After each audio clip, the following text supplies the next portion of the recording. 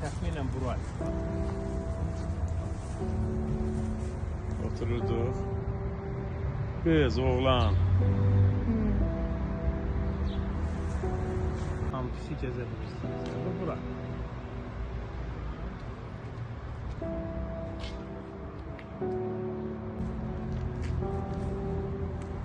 Bu fakültəni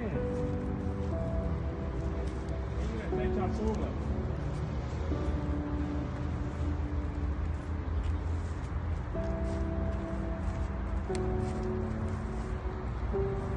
Bu fakültəni bu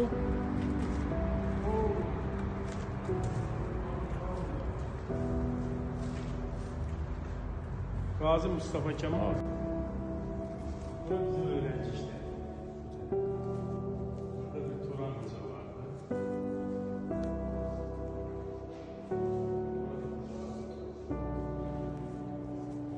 Bizim vardı. Bu bina Ayrıca Hüquq Fakültəsinin binasıdır. Yalnız Türkiye Cumhuriyeti'nin ilk yüksek öğretim kurumu olan Ankara Hüquq Fakültəsində dərslərə bu kürsüdən başlanmışdır. Bu bizim vaxtımızda yoxdur.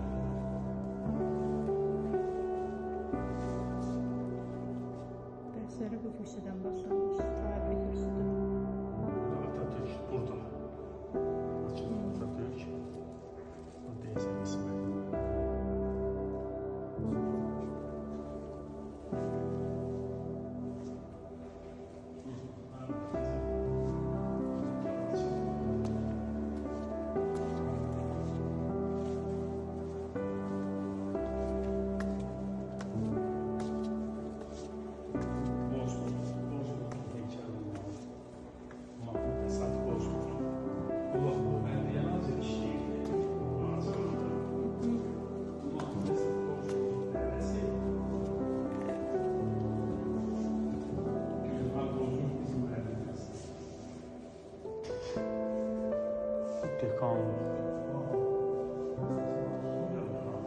Dəyişən nəsə var yoxsa?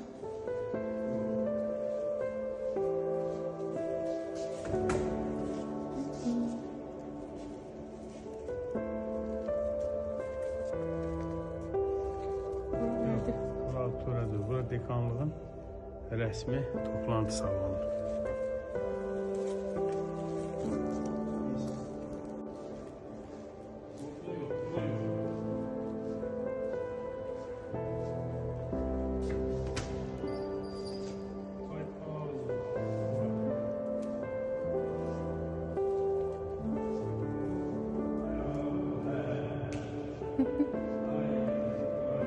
Ne maraqlı.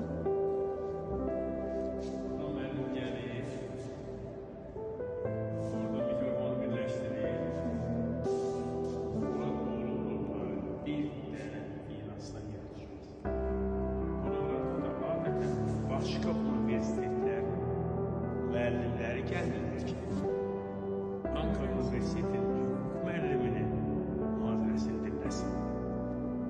Mən yadımda bir ilk dəfə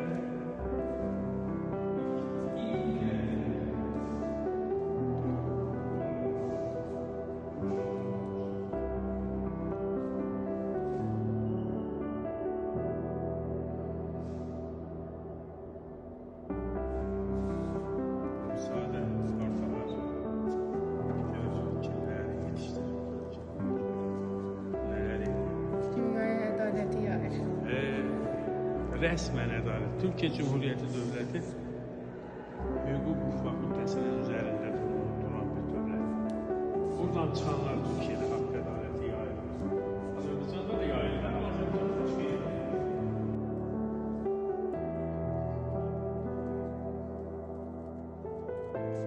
Kendisine plaketi takdim etmek üzere 15. dönem yönetim kurulu başkanı Sayın Fatih Derman'ı sahneye davet ediyorum.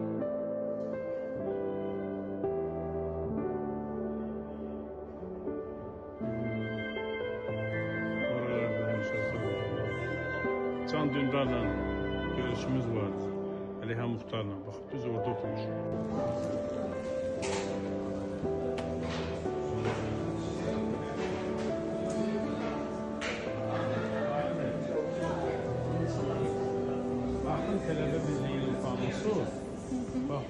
Bura bizim masa.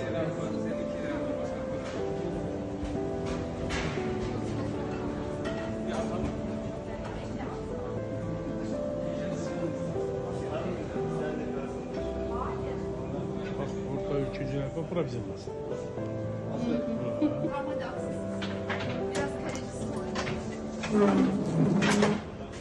Burada şey var. Axın yerin panosu. Yani o vaxtda panolar var idi. Divar şeyləri kimi. Bizim masa bu. Azərbaycanlılar, Çeçenlər, Qafqazlılar hamısı. Deməli, o qədər gözəl qadın idi ki, Gülnihal Bozkurt. İslam yurdundan bizə dərs verdi. Biz gəlirdik elə onun gözəlliyinə baxmaq üçün. Yəni o qədər dərsə də belə meylimiz olmurdu açığı. Gülnihal xanıma baxırdıq. Təbii ki, ona sözümü demək olar, ona yaxınlaşmaq olar. Minlərlə tələbənin içində gəlirdik, otururduq, dərsdən də gedirdik. Bir dəfə imtahan idi İslam yurdundan. Orada bir sual var idi. Kanuni məcəllə sizə kimi hatırlatıyor? O Tanzimat döneminde bir məşhur Əhməd Cevdet Paşa vardı. Əhməd Cevdet Paşa kanun məcəlləyə gətirdi, mülki məcəlləni. Sən yazmalısan ki, kanuni məcəllə Ahmet Paşa'yı hatırlatıyor. Ahmet Cevdet Paşa. Ben de yazdım ki, hocam bana her şeyi sizi hatırlatıyor. Cidden. Cidden. Yazdım. Baş yoktu. Geçen onu danışmıştım. Sen imtihan vərəqinin başında yazır Əvəz Zeynalov, okul numarası falan kəs, falan. Neyse. Tabii ki ben o sınavdan geçebilmedim. Aşağı balandım. Yeni dərsini gəlib, eyni əvəzlə yenə dərsə girmişəm. Gülnihal Hoca girdi. O çox elit, çox mədəni, çox yüksək səviyyəli hocaları vardı. Var Ankara hüququnda. Dünya çapında, dünya standartında deyil. Gördüm ki, hoca çıxdı, konuşdu, danışdı. Yeni dərsini təzə gəlmiş. Dedi, su içeceğim, kalsın lütfen. Dedi, içinizden beni sevenler varmış. Ona deyiblər ki, belə cavab gəldi. Deyiblər, yok Gözü eder yoxlanmır da müəllim, yəni. gözü yok. Hə. Dedi, içinizden beni sevenler varmış. Bana her şeyi sizi hatırlatıyor, cevabını verenler varmıştı. Onun için de dedi, ben o öğrencileri sınıfta sakladım. Bir sene daha gelin, bir sene daha oturun dersinde. Ay Allah, ter məni boğub, şıppır ter gedirmə elə gəlir ki, o auditoriyanı gördüm, orada 1000 nəfərdən çox tələbə. Mən o qədər naivini, o qədər sadə, elə mən ömrü boyu el olmuşam da, təsəvvür edəm, Gülnihal hanım desəydi ki, onu kim yazıb? Mən ayağa duracaq adam idim. Halbuki, hiç, yani orada 1000 adam yoxdur. Mən o Gülnihal hanımın dərsində mən sonuncu iştirakım oldu. Bir daha onun dərsinə girmədim. Sınavda çox yaxşı oxudum və çox yüksək puanla bu sınavı geçdim. Allah da Gülnihal hanımı xoşbəxt eləsin. Türkiyənin ən saygın, ən gözəl hocalarından biriydi.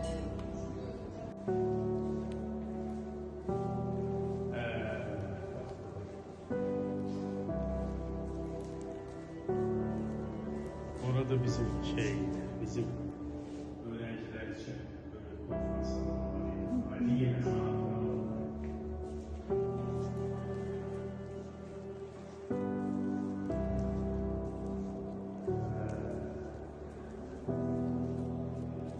Gelenlere selam olsun. Bizim esas uğurlarımız burası. Türkiye'nin en iyi